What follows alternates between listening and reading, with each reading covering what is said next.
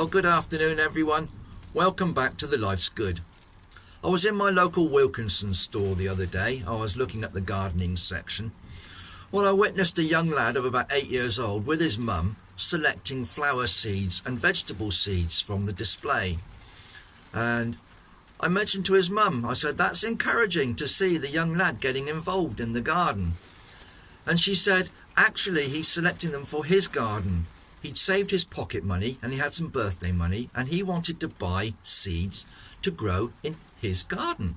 And he was selecting flowers and vegetables. And I thought that was absolutely amazing. I thought such a good thing to see a young lad of that age who's being encouraged by his mum to get involved in gardening. I think it's something that we should all be doing. I think if we encourage the younger generations to get involved in the gardening projects, they can develop an enthusiasm for a hobby and an interest that is both productive and provide food. Very, very interesting. And for young people to get involved in these sort of things is most excellent. And I think we should be encouraging that at all levels. Moving further on, I wanted to show you my basil plant. If you watched in a few earlier videos, I'd propagated some basil that we purchased from the supermarket. This is one of those plants. I just wanted to show you how much it has come on in the last few days or week or so. It's actually got 2 shoots growing at the top here now. It's producing some side shoots as well. So it's becoming quite a bushy little basil plant. Now all this has occurred in about 4 to 5 weeks now, starting with a cutting that I took from a plant, put it in some water, it produced roots, I potted it up, pinched it out, and it's now shrubbing up and becoming quite a nice little basil plant in its own right. I think that was a very good exercise.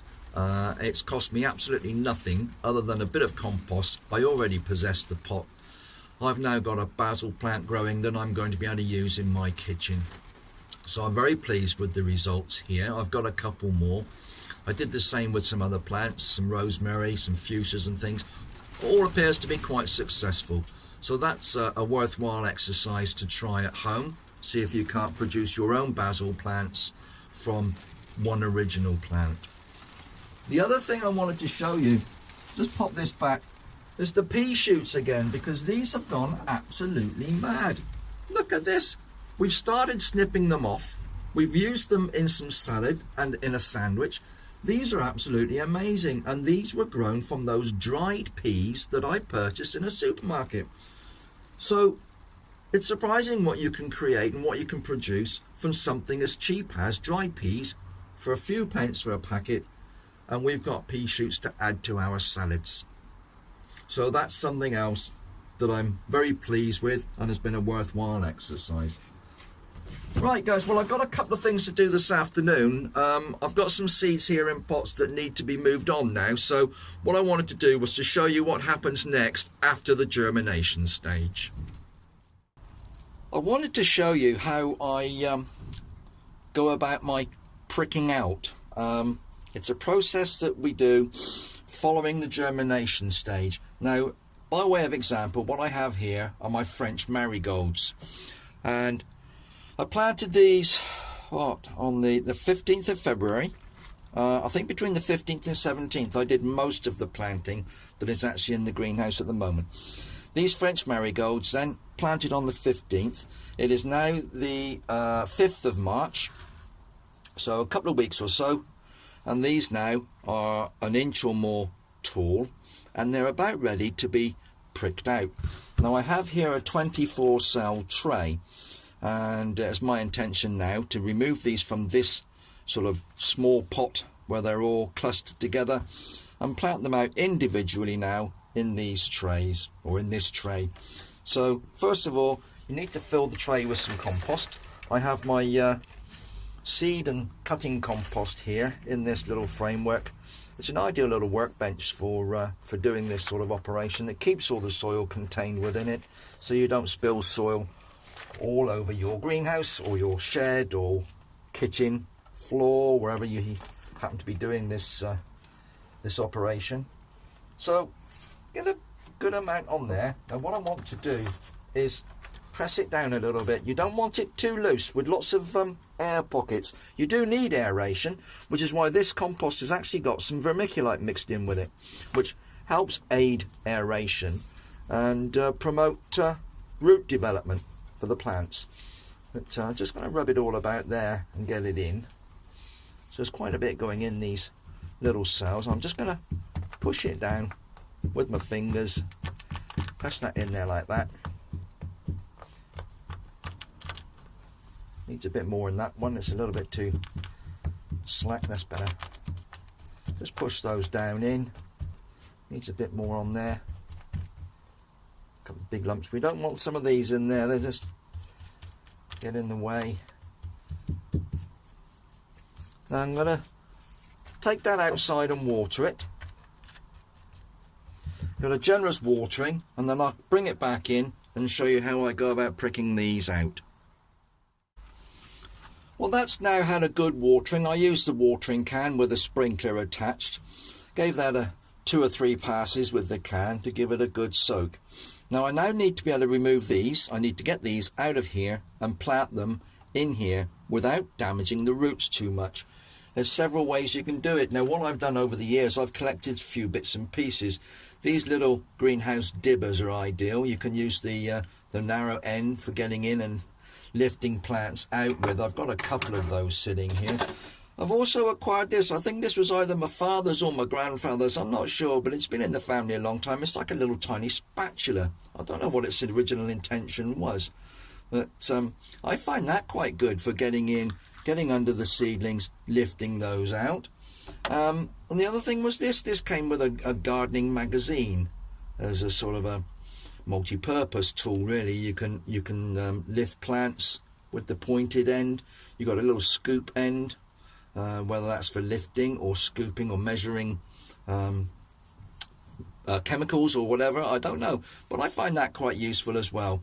But for today I'm going to be using my little yellow dibber and get underneath these, lift them up as best I can and try and put them into these individual cells. Now you have to be careful you don't damage the roots when you're doing this. And if I just lift that one there, I get hold of the leaf and lift it up, you can see it's got the roots attached. I'm hoping my fingers might be in the way. I'll turn my hands around.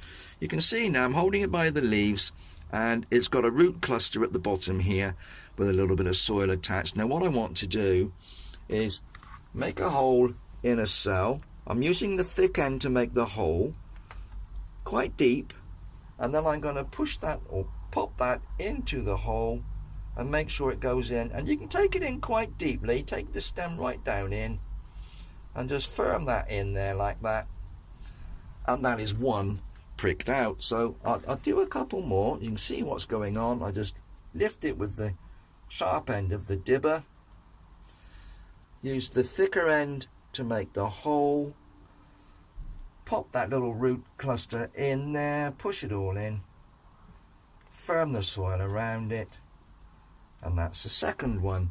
And it's as simple as that. You just lift these out gently from these little pots that you've sown the seed in.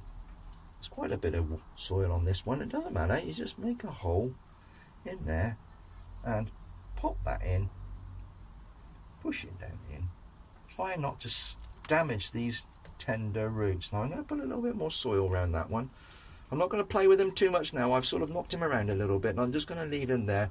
He'll settle down and hopefully produce a nice marigold for my garden. I'll do another couple more, and there's one there, nice bit of root on the bottom of that one. And I'm going to make my hole in the tray here, pop that in there, make sure he's gone right the way down in, firm the soil around him, and that's the fourth one. I'm going to carry on doing that for a while and I'll show you when they're complete. And there they are, French marigolds.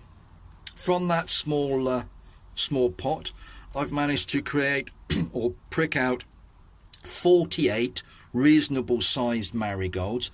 I chose the biggest ones and the ones that had the proper leaves developing in the middle over the smaller spindly, some were twisting and winding up and poor leaf development. A couple of them looked a bit yellow, so I've left those behind. I've just taken out 48 really good looking marigolds. I'll bring those up for you to see. They're all stood there, they're quite happy, and hopefully they will mature and I'll have some lovely splash of colour to go out in my garden later on in the season.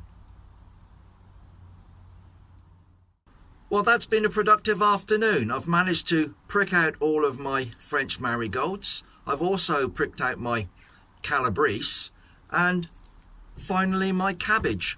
So yeah, very productive afternoon, very pleased. A few things sorted, making a bit more room in the greenhouse by moving things on. So this is the starting point. From here, these will eventually go out in the garden and the whole process will start again in here with more crops to follow on. Well, whatever you're doing, guys, you all take care. Enjoy the rest of your weekend, and we'll see you again soon on the Life's Good. Bye-bye for now.